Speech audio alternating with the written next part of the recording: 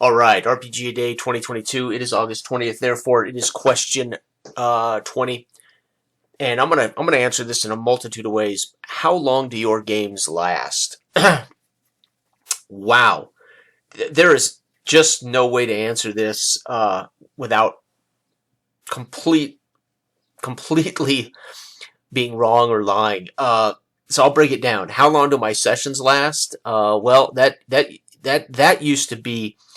Um, those used to be epic because I would, especially since I moved to Montrose and I would have to travel, to another place, 75-minute drive up, 75 minute. So those would be big sessions, anywhere from 6 to 8 hours, sometimes overnight. And you fall asleep and you get up and you have breakfast, you hit the road. Those were long, but certainly online.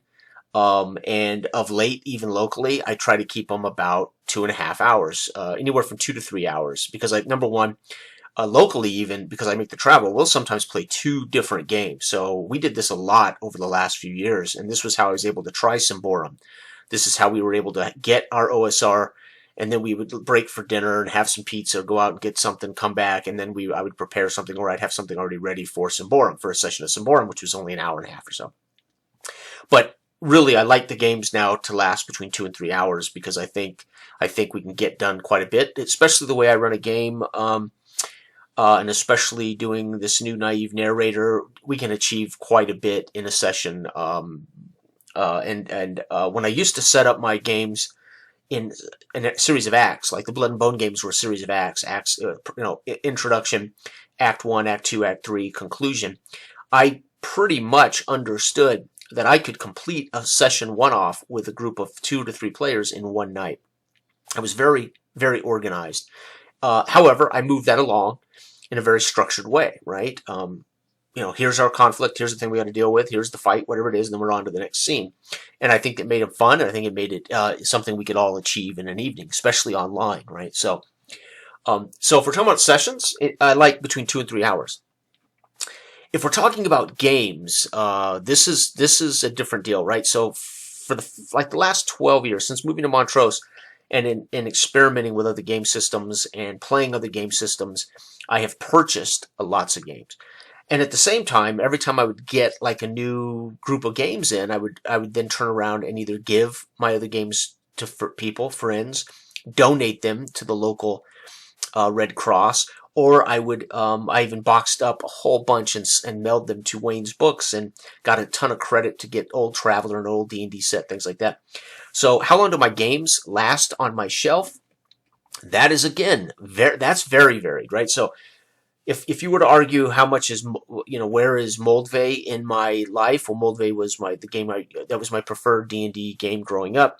But when I moved out of my childhood home, I gave everything I owned to a friend who lived across the street with his little brother, and I literally gave him everything I owned. It was gaming, board games, comic books, old action figures. I mean, I literally moved out of my home, and I was like, I turned on the adult switch, and everything that was from my childhood was given to a kid across the street. Everything. So it ceased to exist in my library for years, and I eventually got the PDF of Moldvay, etc. I keep the games that I do actually play, and I intend on playing again, even when I retire for brief periods. There were games that I held on to because I love them, and because I knew I would one day probably want to read the books again or peruse the books again, if not, go back to the table. So games themselves, books, starter boxes, etc., they survive in my library when they are truly meaningful to me. Now, that does not mean a game is good, or does not mean a game is not a favorite. Forbidden Lands, for me, for instance, it was a favorite, but Forbidden Lands I ultimately sold. So because I thought, I don't know if I would ever find a local group or ever want to play long-term Forbidden Lands. So go figure. Lone Wolf still in my library. Symborum in my library since I purchased it in early 2018 or late 2017. I can't remember when I got Symborum, but Fantasy Age still in my library. Lots of OSRs retain a space in my library, although I would argue 90% of these OSRs are redundant. They are derivative. So You know, you have them because they're, you know, there's something in them that's interesting, or that you think you'll one day play them. But the reality is, if it comes right down to it, I'm going to pick an OSR. I'm going to pick the simplest, most effective OSR, and I've already done a couple of videos on Sword and Wizardry Continual Light, as we can go as far as we want, as deep as we want, and keep the game very simple. So I have a handful of, you know, my Dragon Warriors, for instance. I love Dragon Warriors. That's still in my library. So my sessions generally last, hopefully now I try to keep between 2 and 3 hours, even locally. Even if we take a break and play another game or another session, it's fine. My games, actual tangibly with me in my life or my library, that varies greatly. And I would say I go through periods where I might own 25 games, and then I'll rotate and sell or whatever, and be down to 10 that I want to keep for good. Right now, PDFs, of course, end up in a file on a hard drive forever.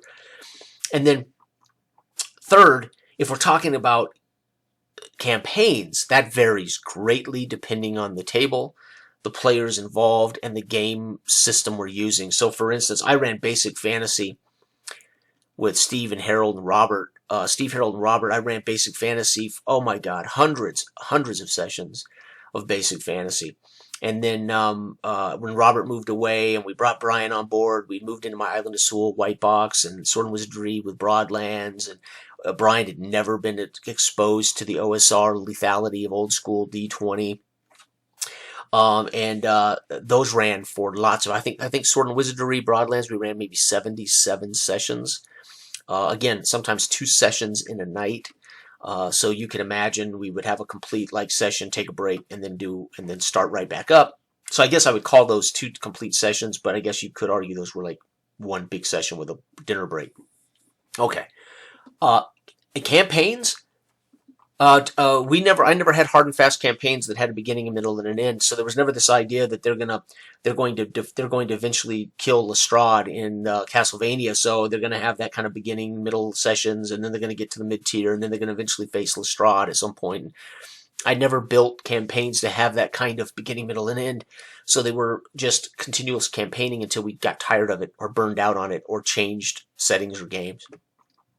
I would say on average, per game, new game that I would introduce to the locals, it would depend on the simplicity of the game, because they had a very low threshold for crunchy, complex, and I was similar, but I can appreciate crunchy and complex. For instance, RuneQuest Mongoose, I think I ran 3 sessions of that. D&D 5th edition, I ran a 5-session short campaign that I told them was going to go 5 sessions, and it would end with the great fight at the Demon Gate, and then I gifted my 5e books and everything to all the players so they could hopefully continue and go on to play. And Big Mike and his his group, there were some folks involved in that, and of course Big Mike didn't need any books; he had them all, and Carl didn't need any; he had them, so I gifted them, to the players there that didn't have any books. So that went 5 sessions. Dragon Warriors, I think I ran 1 module. I actually ran a module of Dragon Warriors for the local guys. They felt there were moments, they felt there were pieces of that were too cumbersome. I mean, if we're going to do this, let's just go back to OSR where we don't have these cumbersome defense checks or whatever it was. And I think they were less inclined to the kind of the structure of the United Kingdom, the kind of the classic class structure of society and things like that. Okay, they online. Oh my God, I don't know. Basic. I think I ran a Dragon Age Labyrinth Lore that went 13 or 14 sessions. I ran Basic Fantasy that went 28, 29 sessions over. That was almost like 20. That was like 30 sessions in 35 weeks. It was pretty grueling, and I was exhausted by that. I mean, there was a level of finally kind of a emotional burnout there, right? You're so tired, and so that just depends. So I'll try to answer that. Sessions between 2 and 3 hours now is the goal. Games in my library is utterly dependent, but I would say if I love a game, it's with me forever or for years and years. I've unfortunately lost some games due to water damage in my storage, which I didn't replace. So, but I wouldn't have probably gotten rid of those. And then, of course, if it comes to actual campaigns, it's become almost a crapshoot depending on the group. You can find of guys that commit to something and then whether they're going to show up on a regular basis. And my local group, as long as we could do it at least once a month, we were consistent. Online has been a myriad of experiences of consistency, which is at nobody's particular fault. It's just the nature of modern human beings conducting their lives from all different time zones and all different work schedules. So online gaming has been remarkable, and you meet great people who have like mind, like spirit. But it's very difficult to maintain, I think, a structure that isn't somewhat sporadic. Even if you manage a long-term campaign, you might miss 8 weeks between sessions. You might miss 4 weeks between sessions. You might miss, or you might have 2 or 3 in a row. Bang, bang, bang. It just depends on the luck of the draw. So this was not a quick answer for me, because I see this as 3-tiered, right? So anyway, everybody out there, you have a wonderful weekend.